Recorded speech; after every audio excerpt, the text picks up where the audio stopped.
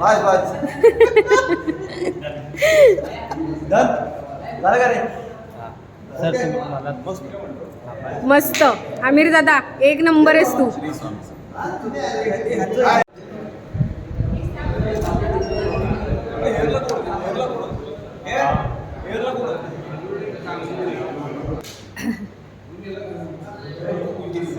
लवकरच येते आमचं वाकडी तिकडी नाटक. वाकडी तिकडी त्याचं चालू आहे फोटोशूट.